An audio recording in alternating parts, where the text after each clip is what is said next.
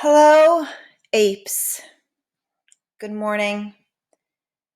It's Friday, October 2nd, and this is not how I imagined teaching you today, but I'm going to do my best, and we all have to do our best to deal with everything that's happening. We have to try to stay positive and calm, talking to myself again. And I have on the screen one of my favorite times of the year, fall. I just went out and bought some mums and some Montauk daisies, so I feel a lot better that I put some more flowers around me. And I'm ready to take on whatever situation comes our way. And we all have to just remain positive, hopeful, and just we have to just do the best we can. That's all we can do. So with that, what I would like you to do is to please get your guided notes that we were doing in class. It was Unit 1, Topic 1.2, Terrestrial Biomes. And we needed to finish these notes, and that's what I had planned for today. So if you need to pause the video, please do so and locate those guided notes. We were filling them out in class. When you do get those guided notes, if you've lost them or you can't find them, please send me an email and I will forward you a copy. But when you do locate your guided notes, if you could please turn to page 6. And on page 6, there is a chart that we were filling in. And I will skip through some of our slides because this material, if you recall, we covered in class.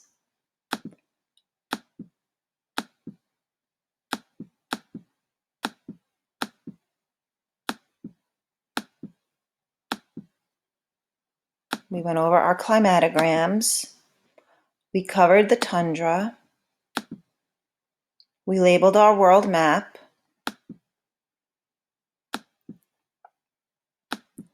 We covered taiga, labeled our world map. We covered the coastal rainforest, one of those beautiful trees I hope to visit one day. And we labeled our map. And I believe we completed the temperate seasonal forest, which is our biome. This is the season we are entering, which is one of my favorite times of the year. And we labeled the world map. Now, if you need to freeze the video at any point for that information, please do so and get that into your notes. But we're going to start today with the shrubland woodland biome. Okay? So please take a moment. Again, the data table in your notes, the chart coordinates with the PowerPoint. So take a moment to complete the information on the shrubland woodland,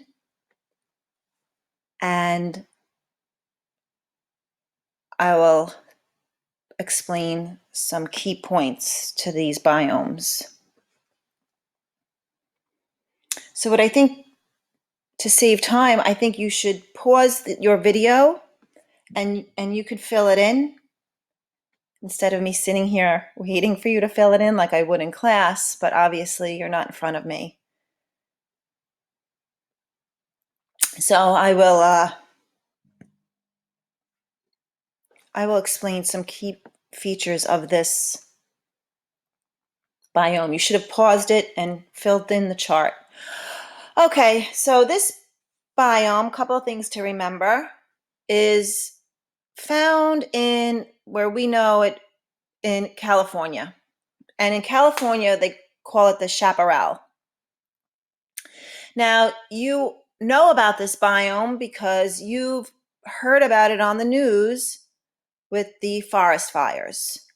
These wildfires, not only have we been dealing with a pandemic, but the poor people of California have to contend with the wildfires that have been happening, and it's been really terrifying for them. Now, a couple of things I want to point out. And I want you to write this down right here, somewhere in the chart, put a star next to it, because this is a very important fact about this biome that you need to understand. So, California fires, this biome, when there are wetter than normal winters, it will produce a greater severity of fires. So what I want you to do is just copy that statement and put stars around it, and then I'm going to explain that further. So I'll give you a minute to copy that down.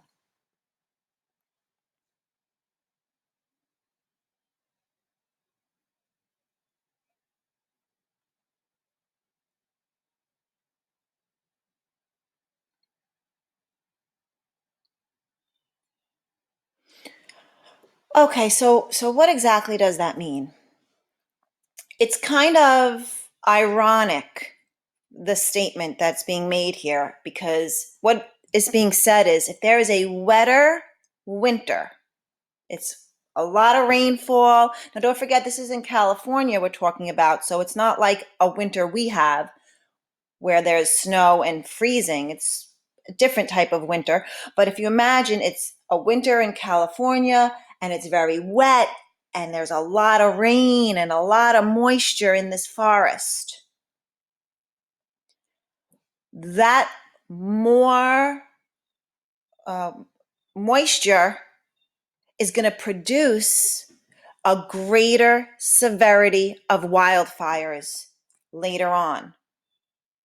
So why? I would in class I would ask you why. Why do you think that all that moisture, all that rainfall in the winter would actually cause a greater wildfire in September? How could it more rain actually cause greater wildfires? Think about it.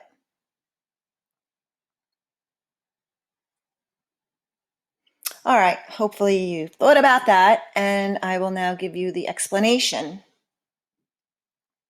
The reason is, if you could imagine that forest and all that rainfall. Remember, plants and trees, they love the water. They love it because they need it to go through photosynthesis, and then they grow bigger and more lush and more branches and more leaves. All that rain makes the trees grow bigger and more branches and more shrubs and more leaves, and the trees have all of these beautiful leaves just flourishing because of all that rain. They're blossoming enormously because of all that rain.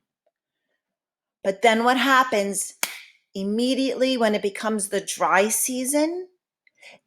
All of those leaves and all of those branches and all of those shrubs dry up instantly.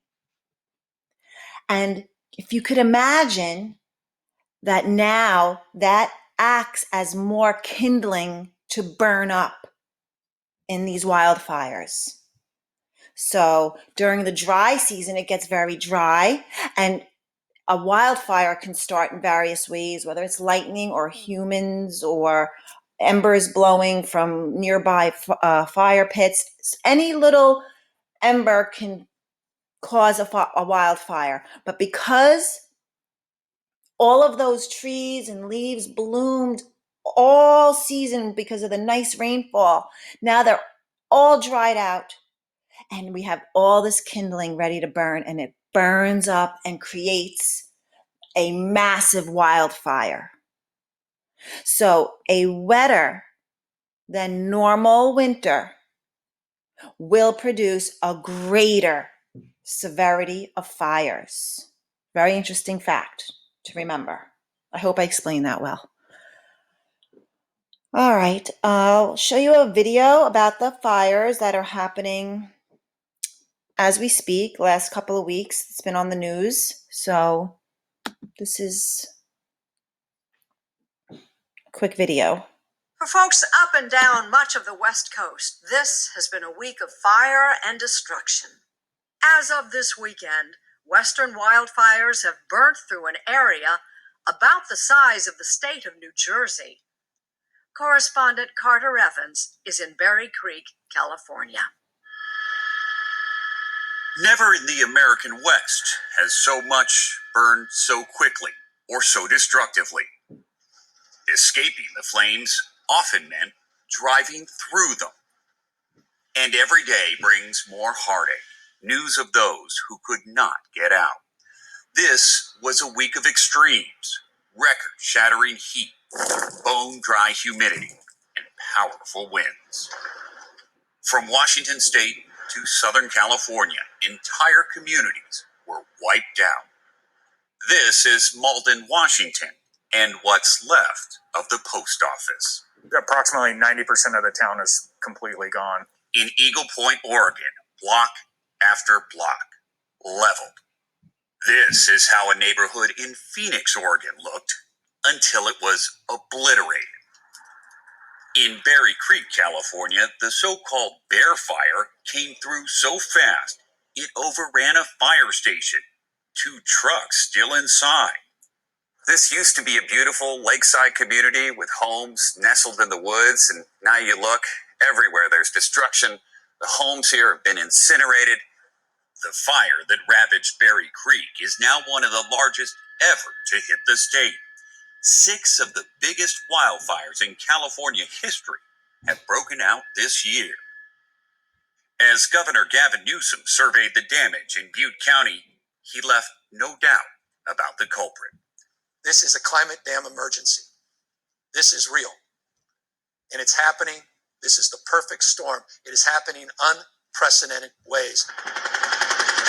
Another governor making multiple disaster tours, Washington's Jay Inslee. California, Oregon, and Washington, we are all in the same soup of cataclysmic fire. And these are conditions that are exacerbated by the changing climate that we are suffering. Smoke from the dozens of major wildfires mushroomed into thick blankets of clouds so vast they could be seen from space. Beneath those clouds, a suffocating haze. San Francisco was bathed in an ominous, toxic glow. Prepared for evacuation. All from fires that keep raging, stretching resources to the limit. If fires like this continue to be the norm, do we have enough people in this state to fight them? We don't.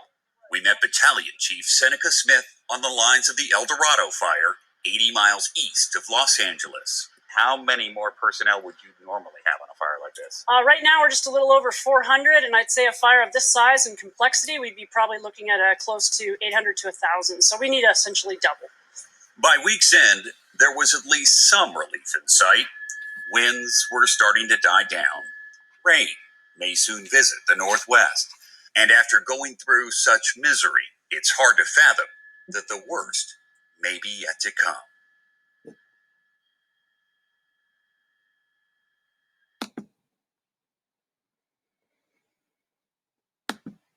To Fire Watch now.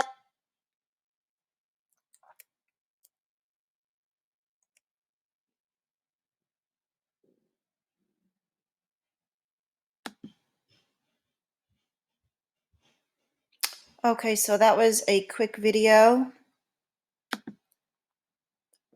and something to think about.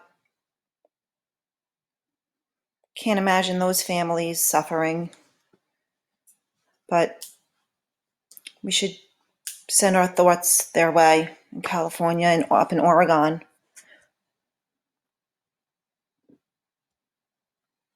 Okay, and here's an image of this biome.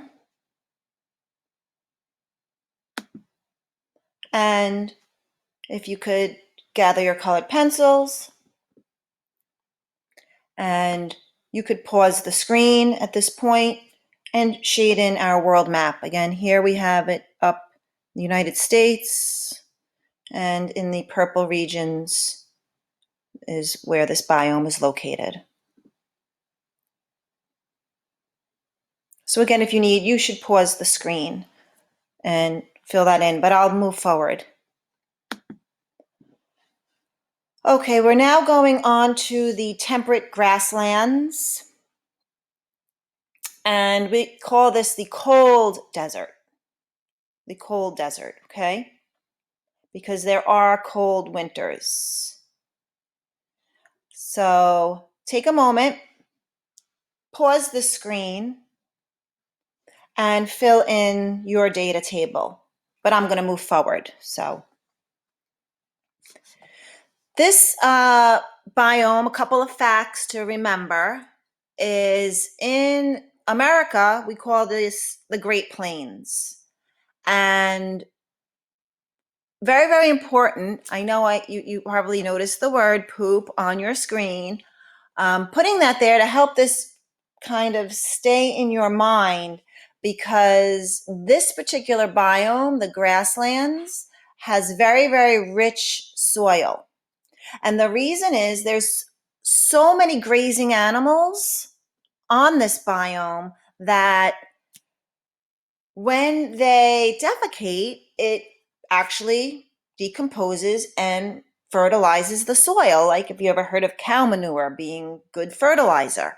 So that's why this particular biome has very rich soils. So does our biome. Remember, we live in the temperate deciduous forest, and our biome also, we have very rich soil because of all the decomposition that happens here. But this is another biome, the grasslands. They have very, very rich soil because of all of the organic waste from these animals. Now, there is a problem with this biome. There is a challenge because, especially in America, we have so many livestock grazing on these grasslands that we are starting to see overgrazing. And that's going to have a negative effect on the environment. Okay. And again, if you could see, more than 98% of this biome in our country has been converted to some form of agriculture, crops or animal agriculture. So some things to think of. And here's our image. We see some animals in the grasslands, again, to help us remember that they have very fertile soils, and it's the animals. That's the reason the soils are so fertile.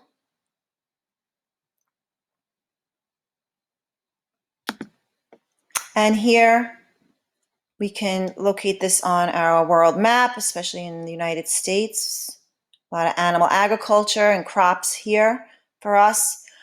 And so you might pause the video once again and take your colored pencil and label your world map. But I'm going to go on. I don't know why it does that, but let's continue. Okay, we are now going to look at, so at this point, we should turn to page 7. I have my guided notes in front of me as well. And this is the typical tropical rainforest. If you could picture a beautiful tropical rainforest along the equator, it's got all this rainfall and beautiful plants and all different wildlife. This is the typical rainforest. So again, you should pause the video, you fill in your chart, but I'm going to move ahead. Now, a couple of things about the tropical rainforest that you should remember, I put in red. Well, first of all, we know it's along the equator. Hopefully you remember in the first week of school when we labeled our world map, we should be able to identify the equator. Okay, so we have certain countries that we should be able to identify along the world map.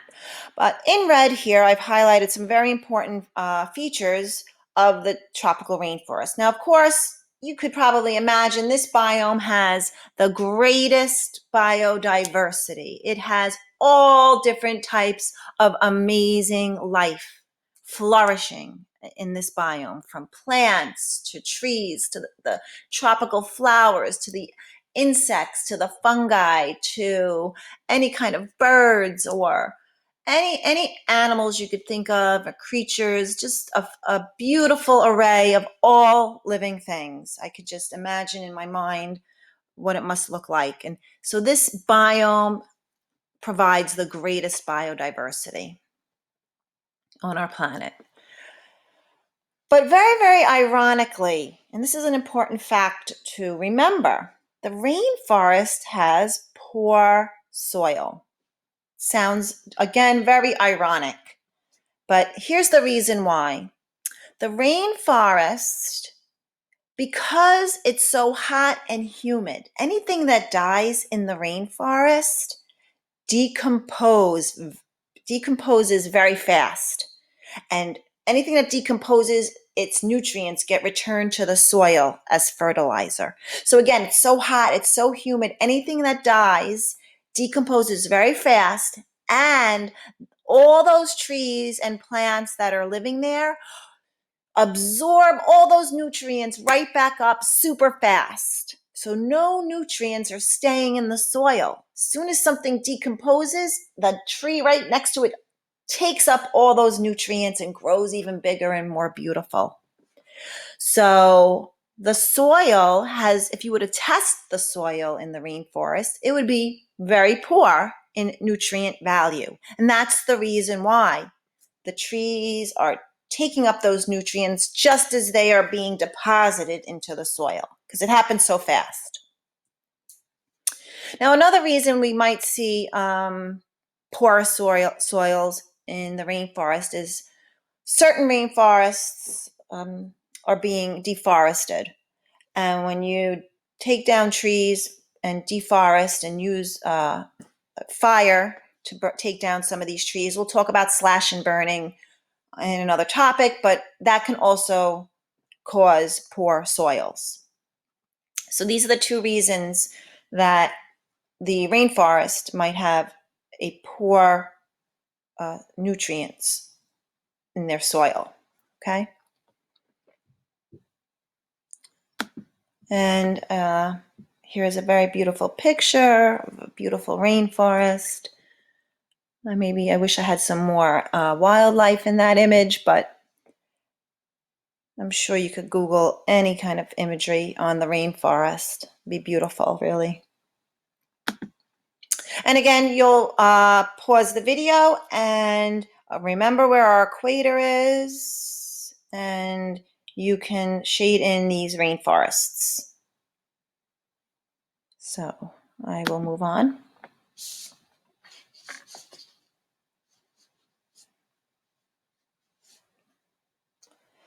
Okay, we are now going to talk about the savanna, and this can be also called the tropical seasonal forest.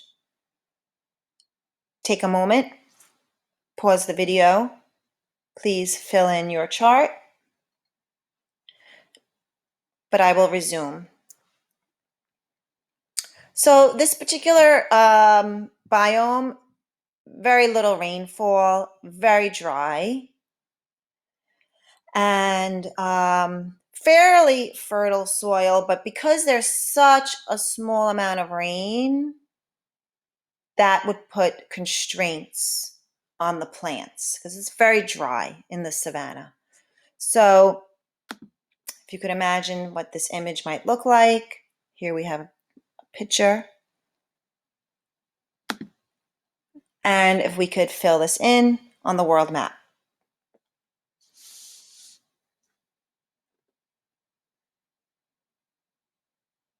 Again, you could pause it and fill that in. And finally, last but not least, we are in the desert. Not really in the desert, but So I'm sure you are very familiar with the desert. I've listed some deserts here. The Mojave Desert, which is in the United States. We have the Sahara Desert in Africa. We have Arabian Desert, Middle East, and we have the Great Victoria Desert in Australia. Those might be something you might want to look up, or if you're interested in researching any of those. We know the desert's very hot, very dry. We have plants that can live there without a lot of water. They have adaptations to survive here. So again, you might pause the screen and you fill in your data table. And there's an image. And finally, our world map.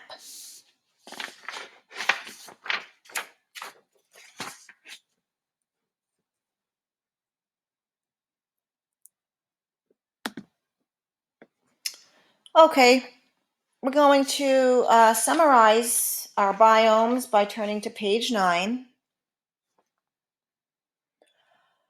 And as you've seen, there is a these biomes are globally around our planet, and they're distributed because they have different amounts of water on each of these biomes. They have different trees located in each of these biomes. So what causes this variety? Well, there's a list of things that causes this variety in all the biomes. The climate, remember temperature and the rainfall. That's what is really the abiotic factors, the temperature and the rainfall, the abiotic factors that allow whatever plants to grow in that area. The geography. Remember, we talked about the latitude.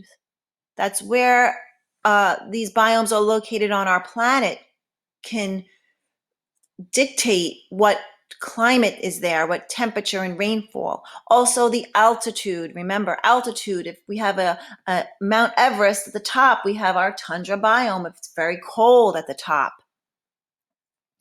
The soils and their nutrients that are available also provides factors for these biomes.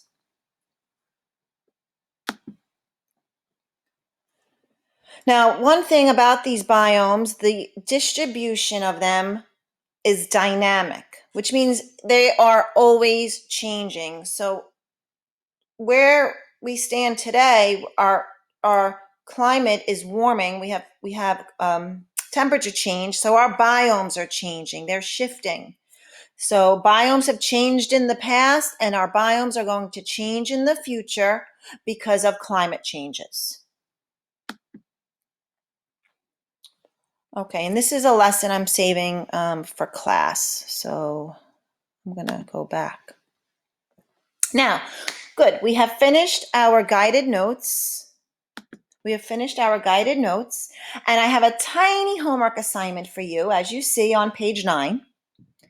For each of the biomes, I'd like you to list the 9 biomes, and please list 3 to 4 animals that occupy each biome. And that's your homework assignment. So we're going to end here, but one other little idea I thought. If you turn to page 10 of your guided notes, the very back, there is a color by number activity for you using our biomes.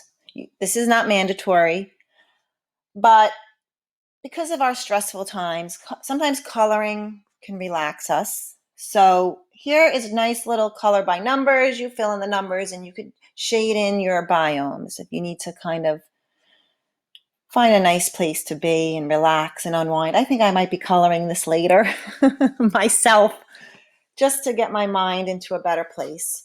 So that's not mandatory, but something you might want to do. Okay, folks? I hope you have a nice day, and I hope you have a nice weekend. I don't know what Monday holds for us, but I will keep in touch with you. Please keep checking Schoology. On Monday, it's going to be our same routine. If I'm not available in school, then please go to Schoology, and Monday you'll see a folder there. Tuesday you'll see a folder there. And Wednesday you'll see a folder there. Things might change, but we're all in this together, and we'll just take it day by day. Let's just get through today. If you have any questions, email me. You can send me any messages through Remind. And thank you all so much. I really miss you. I really miss you guys. Okay, bye.